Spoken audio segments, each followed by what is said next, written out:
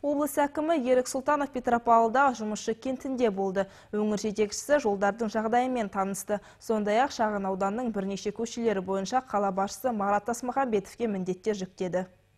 Қала тұрғыны Светлана Мелехина облыстық әкімдікке Украинская және Островский көшелеріне қиыршық тас төсеу туралы өтініш білдірген болатын. Сөзі жерде қалмады, бұл жерде тиісті мекеме кәріз арықтарын тазалап тас төседі. Жөндеу барысын көрген Ерік Сұлтанов тұрғындармен де кездесіп, жұмыстардың әлі де жалғасатынын жеткізді.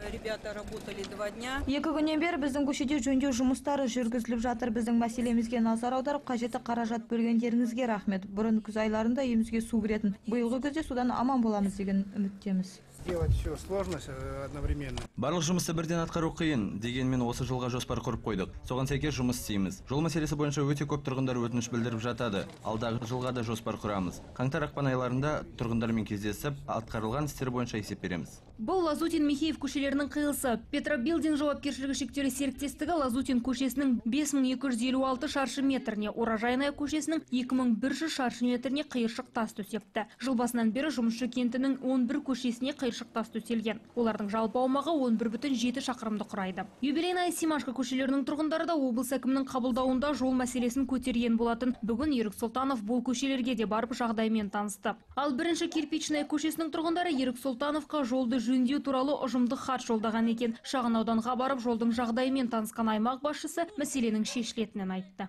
Жалпы биылғы жылы қала көшелеріне қиыршық тас төсеу үшін 131 миллион теңге қаражат бөлініпті. Бұл ақшаға 17 шақырым жол жөнделеді деп жоспарланған. Фариза Жазитова, Қуаныш Қазбеков, ақпарат.